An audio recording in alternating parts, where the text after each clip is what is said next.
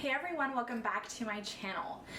Let's talk about ethical non-monogamy, otherwise known as open relationships. I have never talked about this on my channel before, but as my channel grows, I think that there is definitely more room for nuanced and complex topics that I didn't talk about, in the first year or two of having this channel, but now I think it's a lot more appropriate. Since we've talked about so many different topics, it's only right that we branch outside of traditional relationships and that we start talking about a new type of relationship, which is one that we will be discussing today. I'm going to be completely honest and say that at one point in my life, I thought open relationships were just pure fantasy, fairy tale, made up situations.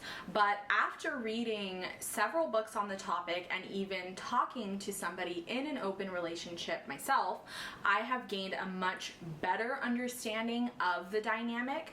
And I really wanted to have an open dialogue with you guys, not only to share this information, but also to just hold space for people who are maybe trying out this new relationship style.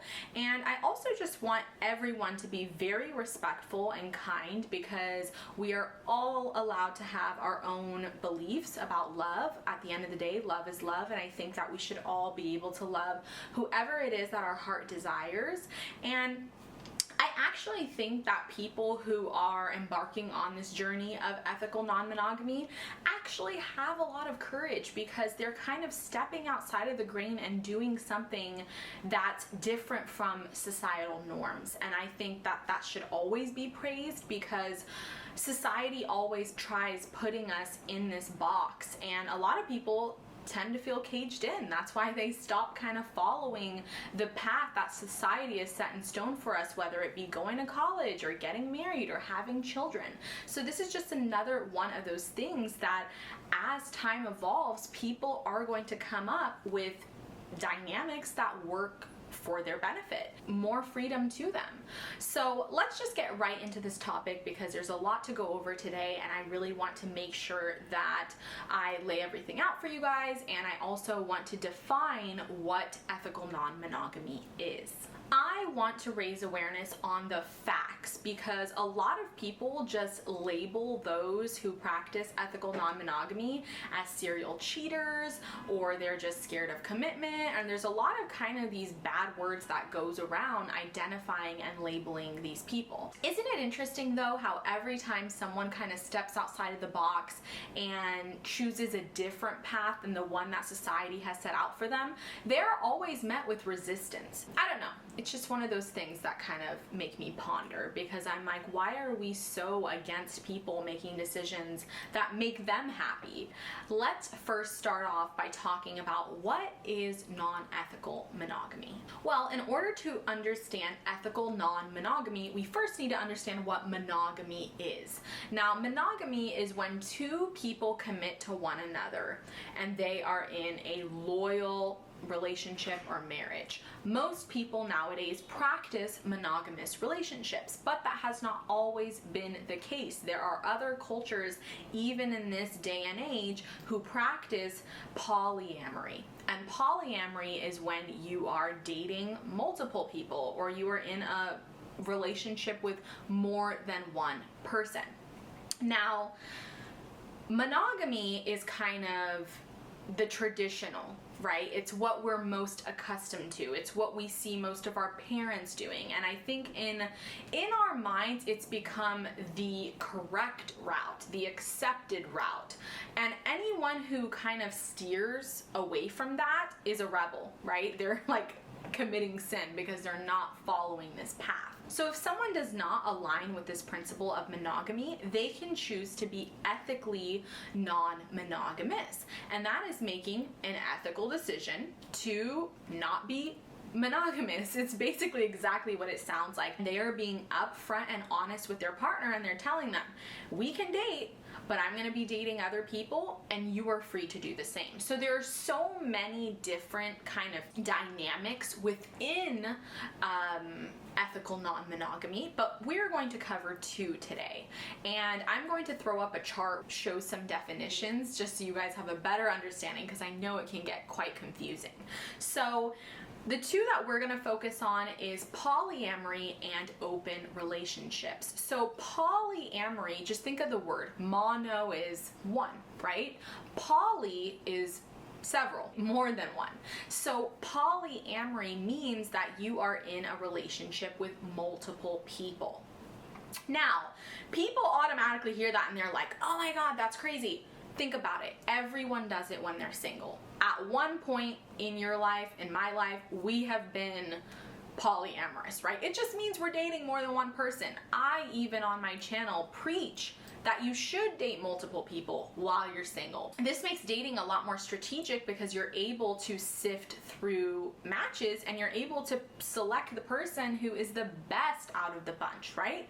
So there is really nothing wrong with dating multiple people. And I think it's so mind-boggling to me that as soon as we put a label on it and we call it polyamory, there's so many people who want to attack it, even though we've all been there, done that.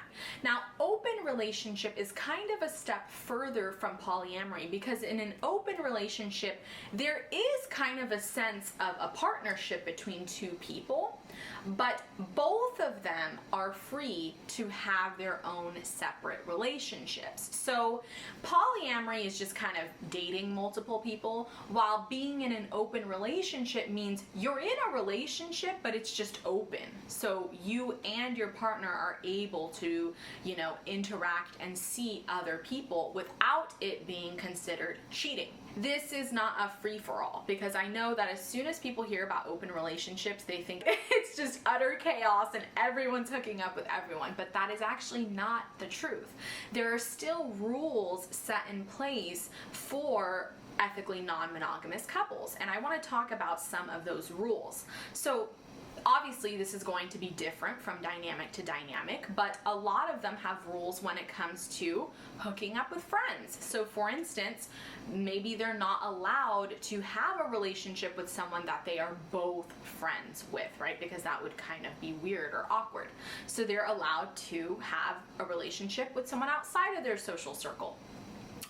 Perhaps another rule could be that if they are going to date someone else, their other partners must meet that person. I know this sounds kind of different because, we are not familiar with this, but for them, it's second nature. And I shouldn't say that it's easy because second nature makes it sound easy. A lot of them talk about major problems with their ego and having to watch their partner with someone else. It's quite the act of discipline, just being able to just see that and be okay with it. Just because you are ethically non-monogamous, it doesn't mean you are able to lie. It actually means the opposite. And so this kind of brings me to my next point, which is the difference between ethically non-monogamous couples and everyone else, right? People who are cheating, people who are lying. There is a huge difference between ethical non-monogamous couples because they are not cheating, they are not lying, they are defining the boundaries of their relationship and they are acting within those guidelines. Additionally, there is a radical amount of acceptance that needs to take place because you must accept that your partner is going to have other partners. They are going to have other desires. They are going to voice their attractions. They are not going to hide the way that they feel about other people, and that can be really devastating to some people, especially if they have insecurities or like trauma. I mean, imagine people who embark on this ethical non-monogamous journey must have had a lot of courage and strength and confidence to trust that they're okay with what their partner does because they believe that much in themselves that they don't think that their partner being with other people will tear them apart. And so these people practice radical transparency, radical acceptance. They have to be so straightforward, so honest, so truthful, even to the point where the truth really hurts. And so these relationships are not easy by any means, but it makes sense for them and it works for them. So it really does kind of boggle my mind that people look down upon people in ethically non-monogamous relationships because they are not cheating, they are not lying, they are not hurting anyone. They're actually being very accepting and very transparent and very honest. I respect them, and I think that there is a place in society for ethically non-monogamous couples. If at this point in your life you have struggled with commitment, you have struggled with the idea of marriage or settling down with one person, perhaps maybe you identify as someone who is ethically non-monogamous, but you never knew what the word was, you never knew what the label was that could categorize you that way. So I am almost certain that there are people out there in the world who have been cheating, who have been lying, who have been doing all these things for decades, and then they're like, oh, we should have just called ourselves ethically non-monogamous and tried that route. But instead, they just followed this beaten path that society always has us down, and it just wasn't working out for them, and they thought it was a problem with themselves, when really it was just they didn't know there were other relationship structures that they could try. I also want to mention that everything is relative. Everything is a scale. So it really hurts when people judge other relationship dynamics, because no two dynamics are the same. Even in two completely monogamous relationships, there are different rules and boundaries set in place. For instance, some couples have a non-communication policy with exes, and if someone were to communicate with an ex, that is considered cheating.